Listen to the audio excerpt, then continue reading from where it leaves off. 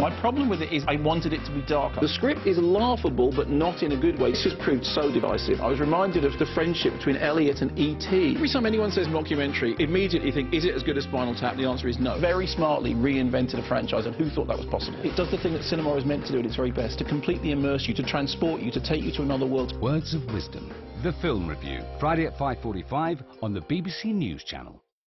I'm Catty Kane, Washington. I'm Christian Fraser in London. Let's start with The European Union, Brexit, Russian interference. Donald Trump's Twitter feed. Yeah. We'll move on. I think there are going to be a lot of questions now. Yeah. I think it's going to be fascinating to watch. We're nearly out of time. This is a big deal. Beyond 100 Days, Monday to Thursday on the BBC News Channel.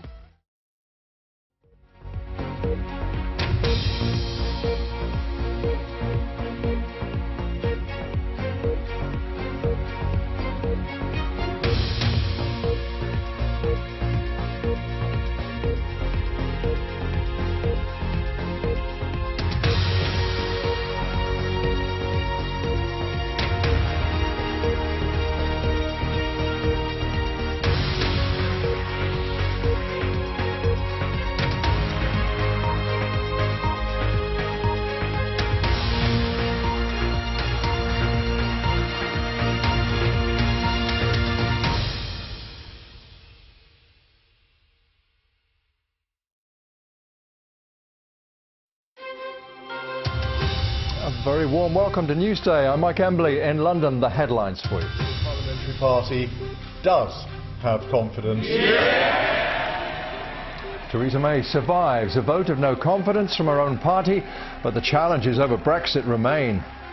Here is our renewed mission: delivering the Brexit that people voted for, bringing the country back together, and building a country that truly works for everyone. I'm Rico Hizon in Singapore, also in the program. President Trump's former lawyer is jailed for 3 years. He says he felt it was his duty to cover up his boss's dirty deeds. More details emerge about the Strasbourg shooting suspect as the manhunt continues across France. This is BBC World News. It's Newsday.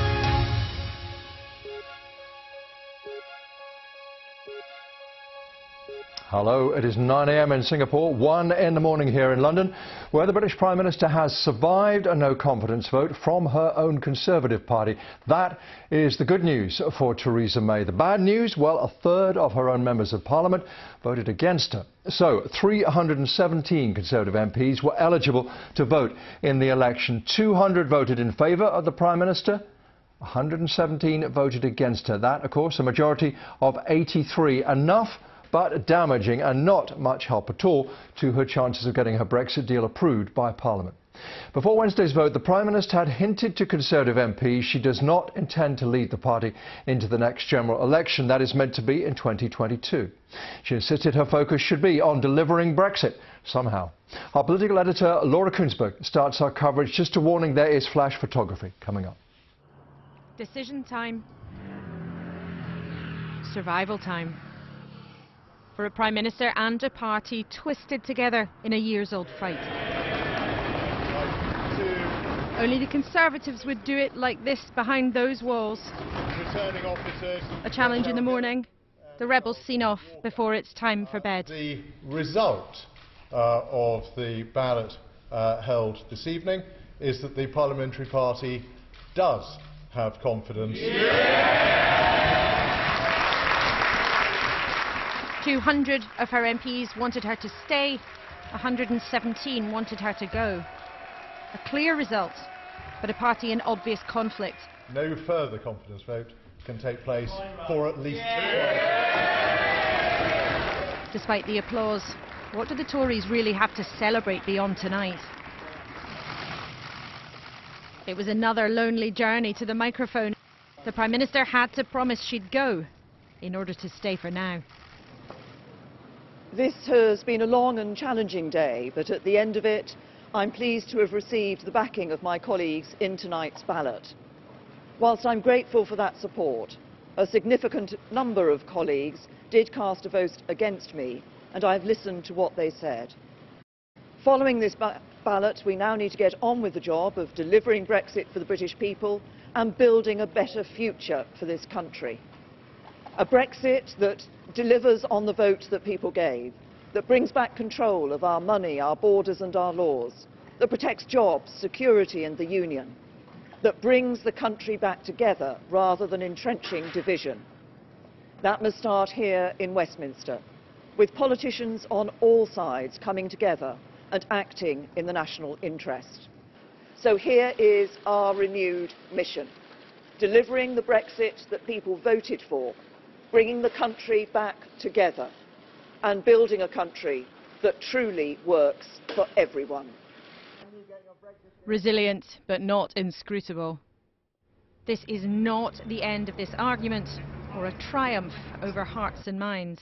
Of course I accept this result, but the Prime Minister must realise that under all constitutional norms she ought to go and see the Queen urgently and resign. There are lessons for her, lessons for the party. This has hardly been an ideal day for the Conservative Party, but the party has voted very comfortably that it wants her to stay, wants her to take us through Brexit. The Prime Minister might have won. The divisions and bitterness are right out there. Listen to how her Chancellor talked about some of his colleagues. And I think what this vote today will do is flush out the extremists who are trying to advance a particular agenda. But a win is not the same as a true victory. Survival, not the same as succeeding. Another Tory Prime Minister's leadership fractured, if not broken, by a decades-old dispute of the party's own. Laura Kunsberg, BBC News, Westminster. Well, as you've heard, European leaders have already said they have no intention of renegotiating the Brexit deal agreed with the UK.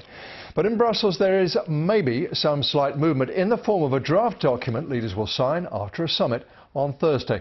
Adam Fleming reports. Now this draft is floating around and it's got a few very, very interesting things in it. And what those things are is that it amounts to these are the assurances the EU is planning to give Theresa May so that she can take it back to the House of Commons and try and persuade MPs that the withdrawal agreement isn't that bad after all. It's all about the Northern Irish backstop. Remember that backup plan, the insurance policy for avoiding a hard border between Northern Ireland and Ireland, which would see the UK, the whole of the UK, staying in a sort of customs union with the EU and lots of EU rules and regulations still applying to Northern Ireland. Now one of the Brexiteers' big fears, and many other MPs in Parliament's big fears, is that that backstop is actually going to be forever and the UK will never be able to escape from it. It will be the end state. Now all along the EU has said, no, that's not the case, it's temporary. We don't like it very much either. We want to avoid it at all costs. It's only a backup plan, a fallback if it's needed. So they've been going to great lengths to try and show just how temporary they want it to be. So this document that's floating around tonight, to be signed up by EU leaders, contains a commitment from the EU that they will continue to negotiate a future trade agreement with the UK, even if the backstop comes into place at the end of the post-Brexit transition period. So even if the backstop is in place, the UK and the EU will continue to negotiate a future trade deal that could get rid of it, swipe it away so you don't need it anymore. That is to prove that the EU is serious when it means the backstop is going to be temporary and it's not going to be forever. And it was Adam Fleming reporting. Let's now take a look at some of the day's other news. A judge in New York has sentenced Donald Trump's former lawyer and self-described fixer to 3 years in jail. Michael Cohen pleaded guilty to campaign finance charges in August, and those were related to hush money payments to women who said they had affairs with the president, which he denies. Mr. Cohen also admitted to lying to Congress about a proposed Trump Tower project in Russia. Neda Tawfik was in court. Michael Cohen hung his head and shook it in disbelief when the sentence was read. He was hoping for no jail time, but the judge ultimately imposed 3 years in prison. Substantial, but still on the lower end of sentencing guidelines. The judge said that Michael Cohen had lost his moral compass and should have known better as a lawyer. And he said that no future cooperation could be taken into consideration in sentencing. Now, Michael Cohen was President Trump's longtime fixer, his pit bull lawyer who protected his interests for more than a decade. But in court, he had tough words for the president. He said that he had been living in a state of personal and mental incarceration ever since working for Mr. Trump. And he said that he had a weakness, a blind loyalty to the president. Now, Michael Cohen ended his statement in court by apologizing to the American people, saying that they deserved better than being lied to. Now, Michael Cohen is the first of Mr. Trump's inner circle to be sentenced to prison. He will be able to voluntarily surrender himself on March 6th, so he hasn't been sent directly to prison yet. But it's no wonder that the president has distanced himself from Michael Cohen. These crimes have implicated the president directly, and it's still uncertain what possible consequences could come of this. Justice Department guidelines say that a sitting president cannot be indicted, but there's nothing stopping prosecutors in the future, when Mr. Trump is out of office, from bringing a case forward if they feel it's warranted. And that was Neda Tawfik reporting from the courts. Also making news at this hour, the European Parliament has ratified the EU's trade deal with Japan, the largest it has ever struck. It's been called the Cars for Cheese deal, with drastically cut tariffs on both sides. The European Commission estimates that EU exporters will save more than $1 billion a year on levies. 7 mass graves have been discovered in a former Islamic State group stronghold, the Syrian state media says. They contain hundreds of unidentified bodies that seem to have been tortured. A Syrian Red Crescent official told reporters there were several women among the dead, and said some of those killed were blindfolded and handcuffed. 2 cardinals facing allegations linked to sexual abuse have been removed from Pope Francis's inner circle. The Vatican said Australia's George Pell and Chile's Francisco Javier Errázuriz will no longer sit on the Council of Cardinals set up by the Pope as an international advice body. Both cardinals deny allegations against them.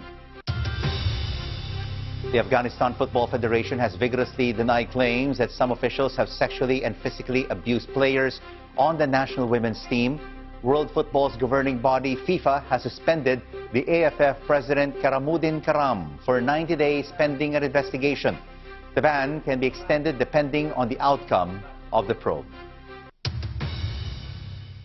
And there was an unusual interruption in Colombia's Senate when protesters threw a bag containing rats and mice on the floor of the chamber. A total of 4 rodents were involved, but only this little one escaped. Well, the demonstrators are thought to have been making a point about graft and corruption.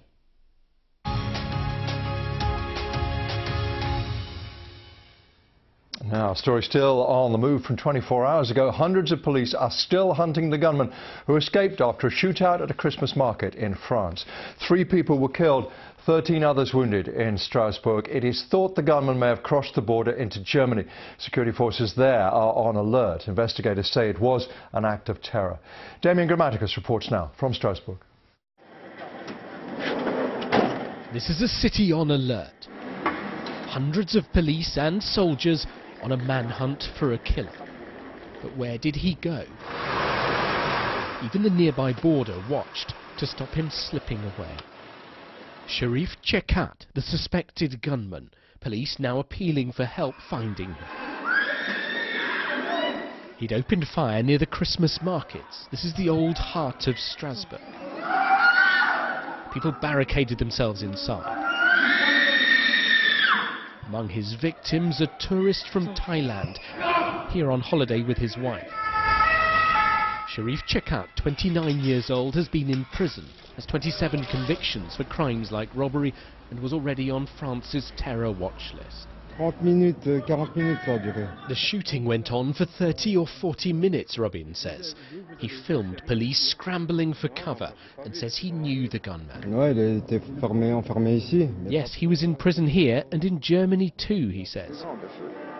Outside the shop where he took cover, Ali told us he saw Chekat go past shooting and recognized him as they'd been in prison together. Ça courait, les policiers, tout. I saw people running, he says. Police running too. Everyone was saying it's gunshots. So now Strasbourg's famous Christmas market has been shuttered. All business stopped. The Christmas market is one of the big attractions that draws visitors to Strasbourg. We don't know when this one will reopen. France has been put on the highest level of alert. And the government says that security will now be stepped up at Christmas markets across the country. Damien Grammaticus, BBC News, Strasbourg. You're watching Newsday on the BBC, live from London and Singapore. Still to come on the programme. As Prime Minister Theresa May hangs, we ask what comes next in her battle to secure Brexit.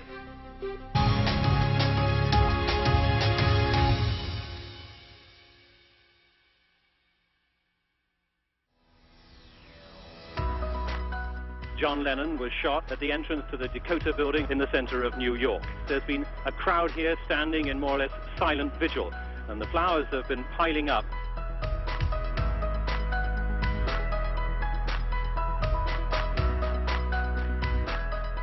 The 14th ceasefire of this war ended at the walls of the old city of Dubrovnik. This morning, witnesses said shells were landing every 20 seconds. People are celebrating the passing of a man they hold responsible for hundreds of deaths and oppression. Elsewhere, people have been gathering to mourn his passing. Imelda Marcos, the widow of the former president of the Philippines, has gone on trial in Manila. She's facing 7 charges of tax evasion. She pleaded not guilty. The Prince and Princess of Wales are to separate. A statement from Buckingham Palace said the decision had been reached amicably.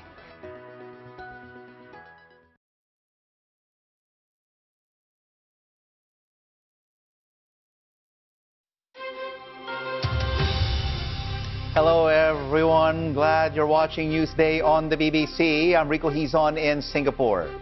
In London, my name is Mike Embley. Our top stories for you. Theresa May has survived a vote of no confidence in her leadership, but the maths still looks very tricky for her. She says she is determined, though, to see through the Brexit process. Donald Trump's former lawyer, Michael Cohen, has been jailed for 3 years. He told the court in New York that he blamed his crimes on his former boss. Let's now take a look at some of the front pages from around the world, and we start off with the Straits Times publication from Singapore, and it is leading on Malaysia's move to diffuse tensions with the city-state. And this comes after Malaysia withdrew 2 of its vessels that had been in the Republic's territorial waters. Shifting now our attention to the front page of the international edition of the New York Times, and it leads on this heartbreaking image of family members grieving over the graves of their loved ones who were killed in El Salvador by the MS-13 gang members. And finally, you have the international edition of the Japan Times newspaper, and it has on its front page visa tests to be held overseas. The Foreign Ministry plans to hold Japanese language tests in at least 7 countries for a new type of work visa. And those are the papers. Now, Theresa May's time as British Prime Minister has absolutely been overshadowed by the Brexit process. So how might Wednesday's leadership election affect what happens next? Here's our Deputy UK Political Editor, John Pienaar. They've been demonstrating here for months, rain or shine, for or against Brexit. Obsessed? Maybe, but they're also right to feel Brexit's the biggest issue facing Britain in decades. Bigger than tonight's decision to keep on and not sack Mrs May. It's still her job to try somehow to break the Brexit deadlock, and tonight's vote was never going to make that easier. Theresa May is still facing a deeply divided House of Commons, party and cabinet, still struggling to win over Brexiteers who fear that the Brexit plan could leave the UK trapped inside European Union rules indefinitely. Some of them sit in cabinet. 2 have walked out since this was filmed. More of them are potential leadership candidates. And today, one Brexiteer warned a no-deal Brexit was still possible. And Mrs May, or presumably another leader, had to get more concessions out of Brussels or else. It's very difficult to support the deal if we don't get changes to the backstop. I don't think it will get through. I'm not even sure that the Cabinet will agree for it to be put to the House of Commons. Among the Cabinet's former Remainers, some would support a softer Brexit with closer EU links than Mrs May's, though they're not saying that. They are saying they'd fight against leaving without a deal, and the Commons wouldn't wear it. You've been clear in your view that no deal, a no-deal Brexit is not a runner. I have been clear that the House of Commons will stop no deal. The fact that I think it'll stop no deal doesn't mean we shouldn't continue preparations just in case. Some people have pointed out it could nevertheless happen. But I think no deal would be such a bad outcome for the country that I believe the House of Commons will assert it and stop it. So far, though, there's no sign of European leaders agreeing at tomorrow's EU summit that Britain could leave EU rules in its own time on its own terms. In Berlin today, the German leader spoke plainly. We have no intention of changing the exit agreement, Angela Merkel said. Today, Mrs May warned any leader would be short of time. The Brexit timetable is tight after tomorrow's summit. In the new year, before January 21st, the delayed meaningful vote in the Commons is due. If the government's defeated, it must report back on its plans for the next steps within 21 days. But any deal must also be approved by the European Parliament before it takes effect. Then, at 11 p.m. on March the 29th, the UK is due to leave the EU.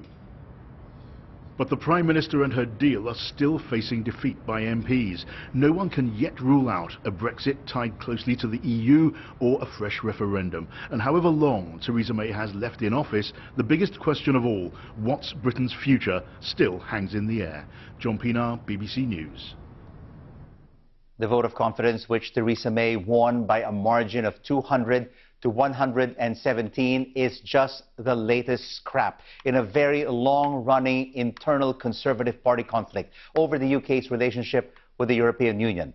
The opposition Labour Party also has its divisions on the issue, but its Conservative Prime Ministers from Edward Heath to Margaret Thatcher to John Major to David Cameron, who have been buffeted by the Europe question. Our correspondent James Robbins considers the troubled path that's led to this vote. Britain, and in particular Conservative Prime Ministers, have agonised over Europe for more than 60 years. Agonised over going in, then over being in, now over getting out.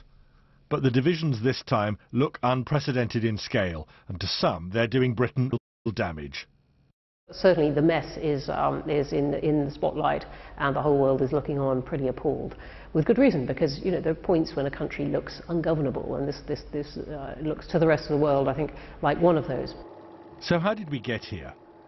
When the original 6 members of the European Community signed their founding Treaty of Rome in 1957, Britain saw it as an irrelevance to its post-imperial destiny. In Britain, wartime austerity was giving way to the promise of prosperity. But that same year, the first British colonies were celebrating independence, and Britain was struggling to find a role. By the 1970s, a new alliance with our European neighbours beckoned. Officially, we became members at midnight local time. Britain, under the Tories, finally joined the common market. Is Europe stronger with Britain a member? Yes!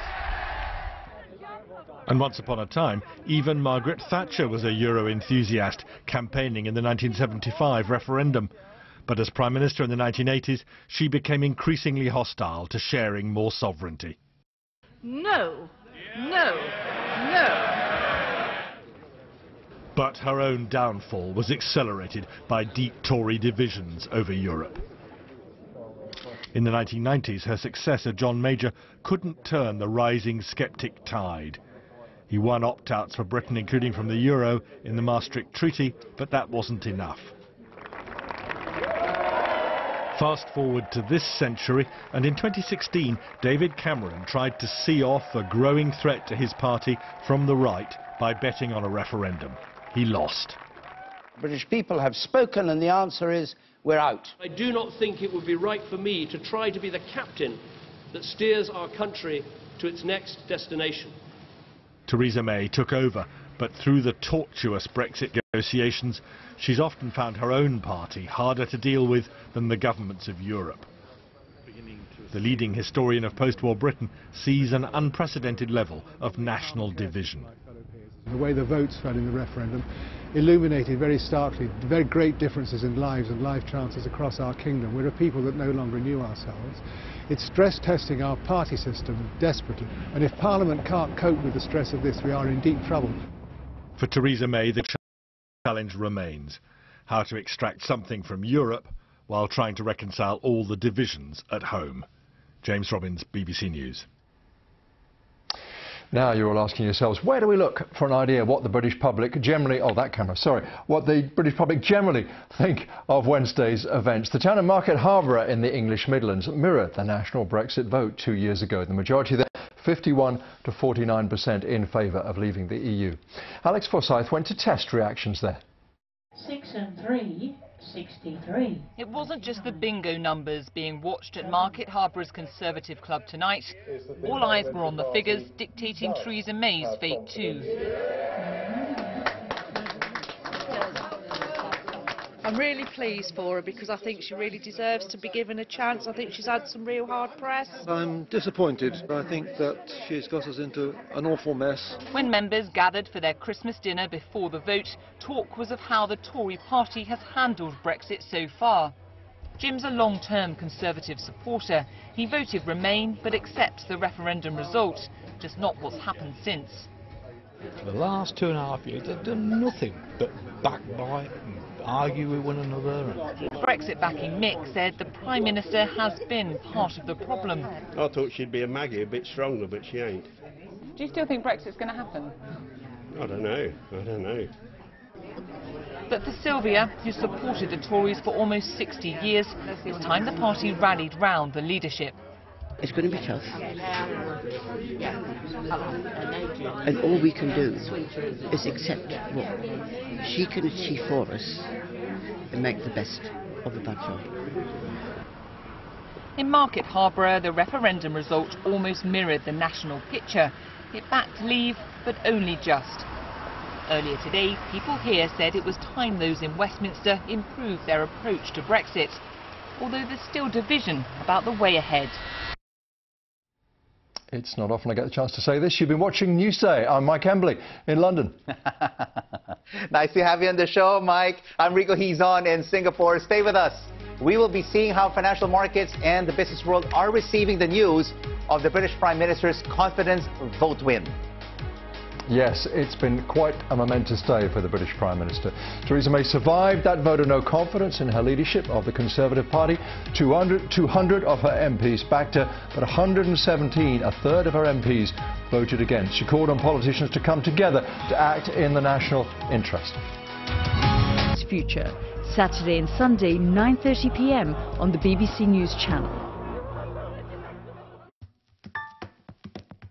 Stories set to shape the news agenda. Headlines, freshly written. Original perspectives on the day's unfolding narratives. See the bigger picture as it emerges. The Papers, weeknights at 10:40 on the BBC News Channel. When the weather can't decide what to do, you still can. To know what's coming, check the BBC Weather app.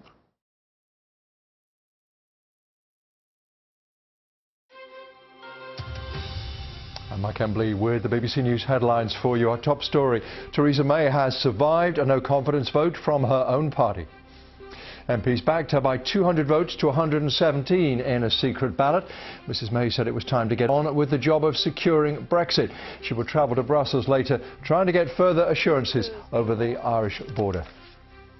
Donald Trump's former lawyer has been jailed for 3 years for paying off 2 women who said they'd had affairs with Mr Trump. Michael Cohen also admitted lying to Congress about a proposed Trump Tower in Russia. This video is trending on BBC.com. French police are still searching for a man who killed 3 people in a shooting in Strasbourg. The public is also being asked to help find the suspect, Sharif Shakat. That is it for now. Do stay with BBC News.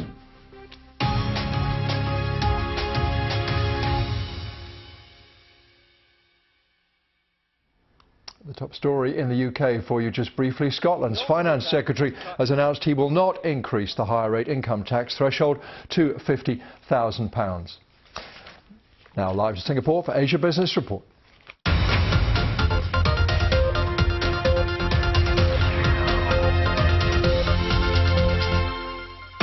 The result of the ballot held this evening is that the Parliamentary Party does have confidence. Theresa May wins the confidence vote. The UK Prime Minister survives a ballot from her own MPs. But what does this mean for Brexit and business? And the future of food, how the world will feed itself as the global population heads towards the 10 billion mark.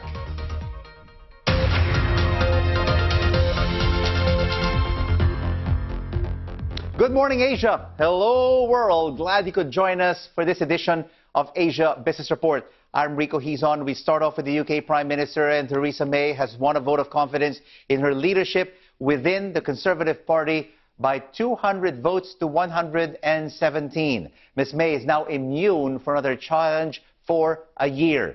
And speaking on Downing Street, she vowed to deliver the Brexit that people voted for. This has been a long and challenging day, but at the end of it, I'm pleased to have received the backing of my colleagues in tonight's ballot. Whilst I'm grateful for that support, a significant number of colleagues did cast a vote against me, and I've listened to what they said.